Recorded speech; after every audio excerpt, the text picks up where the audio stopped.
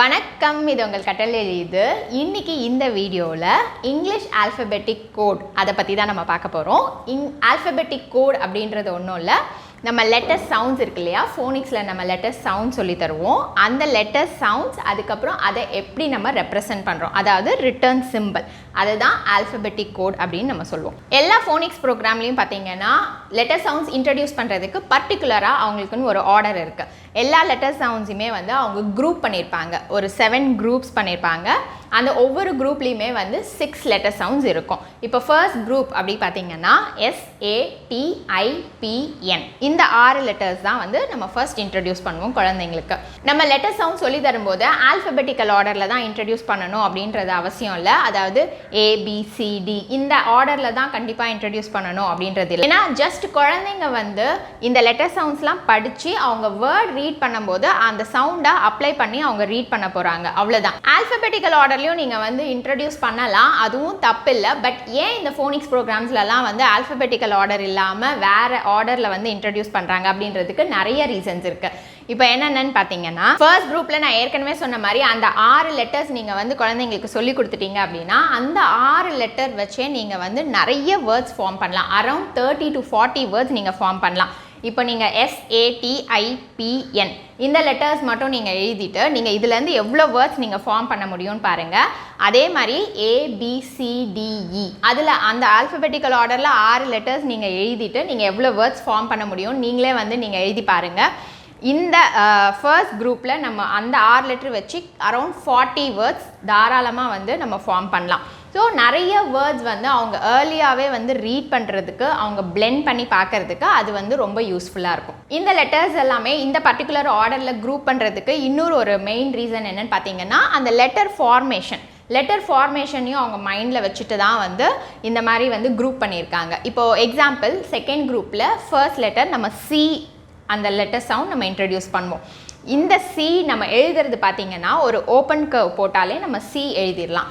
அதே பேட்டர்ன் உள்ள லெட்டர்ஸ் பார்த்தீங்கன்னா ODG இந்த 3 லெட்டர்ஸுமே வந்து இதே பேட்டர்ன்லேயே வந்து ஈஸியாக எழுதிடலாம். ஸோ நம்ம C ஃபர்ஸ்ட் இன்ட்ரடியூஸ் பண்ணிட்டா அவங்க அதை எழுதி பழகிட்டாங்க அப்படின்னா அந்த 3 லெட்டர்ஸையுமே வந்து அவங்க ஈஸியாக எழுதுறதுக்கு ஹெல்ப்ஃபுல்லாக இருக்கும். அண்ட் அடுத்து ஒன்று பார்த்தீங்கன்னா BD இந்த 2 லெட்டர்ஸையுமே வந்து தனித்தனி குரூப்ஸில் கொடுத்துருப்பாங்க.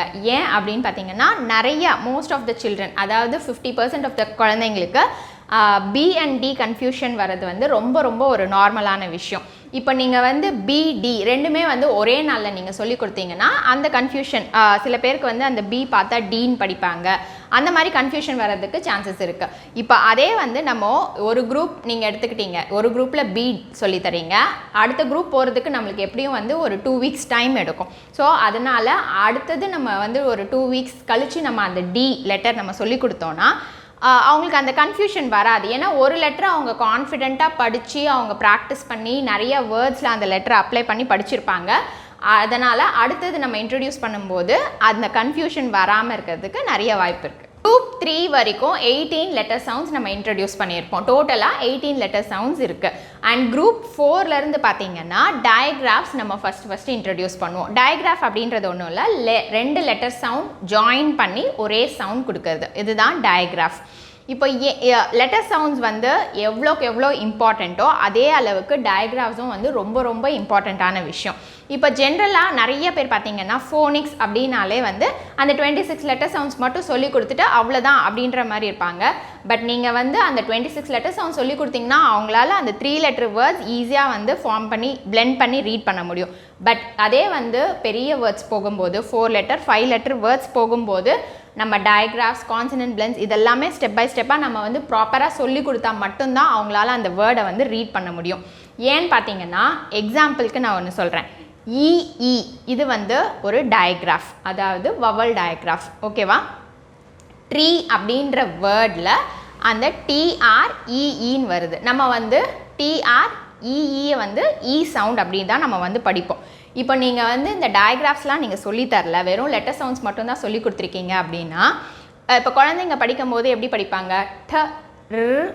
ஏன்னு படிப்பாங்க. ஏன்னா ஈயோட சவுண்ட் நம்ம ஏ அப்படி சொல்லி கொடுத்துருக்கோம். அதனால தான் டயக்ராஃப்ஸ் வந்து ரொம்ப ரொம்ப இம்பார்ட்டண்ட்.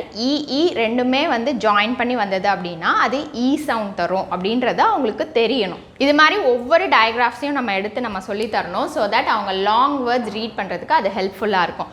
அண்ட் இன்னொன்று பார்த்தீங்கன்னா ஒரே சவுண்ட் வந்து நம்ம டிஃப்ரெண்ட் ஸ்பெல்லிங்ஸ் வந்து எழுதலாம்.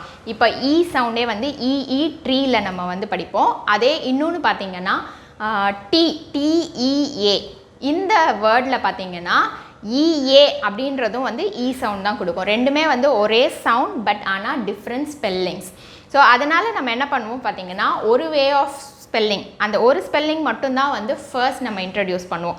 அடுத்த வே ஆஃப் சவுண்ட், அந்த சவுண்டை வந்து நம்ம லேட்டராக இன்ட்ரடியூஸ் பண்ணுவோம். அதெல்லாம் தான் வந்து ஆல்டர்னேட்டிவ்ஸ் அப்படின்னு நம்ம சொல்கிறது. நிறைய ஆல்டர்னேட்டிவ்ஸ் இருக்குது. இப்போ நீங்கள் ஒரு சவுண்ட் எடுத்தாலே வந்து 3 or 4 டிஃப்ரெண்ட் ஸ்பெல்லிங்ஸ் வரும். ஒவ்வொரு வேர்ட்லேயுமே வந்து ஒவ்வொரு ஸ்பெல்லிங்ஸ் நம்ம எழுதுவோம். ஆனால் வந்து எல்லாத்துலேயுமே வந்து பார்த்திங்கன்னா ஒரே சவுண்ட் தான் வரும். ஸோ இங்கிலீஷ் லாங்குவேஜே பார்த்திங்கன்னா ரொம்ப ரொம்ப ஒரு காம்ப்ளெக்ஸான லாங்குவேஜ். அது வந்து ப்ராப்பராக நம்ம ப்ராக்டிஸ் பண்ண தான் வந்து குழந்தைங்களுக்கு வந்து ஈஸியாக வந்து அவங்க வந்து அச்சீவ் பண்ணுவாங்க. ஸோ அதனால தான் நம்ம வந்து ஃபஸ்ட்டு வந்து ஒரு சிம்பிள் வே தான் நம்ம வந்து சொல்லி தருவோம். அதுக்கப்புறமா தான் நம்ம வந்து அந்த காம்ப்ளெக்ஸ் கோடுக்கெலாம் வந்து நம்ம வந்து போவோம். இப்போ நீங்கள் ஃபோனிக்ஸ் நீங்கள் வந்து சொல்லி தரும்போது பார்த்தீங்கன்னா அந்த குரூப் வைஸ் நீங்கள் போனீங்கன்னா ஒவ்வொரு லெட்டர் முடித்தோனையுமே வந்துட்டு நிறைய வேர்ட்ஸ் அவங்களால ரீட் பண்ண முடியும். இப்போ ஃபர்ஸ்ட் 3 letters முடித்தோனையே வந்து ஒரு 2 words வந்து ஃபார்ம் பண்ணலாம்.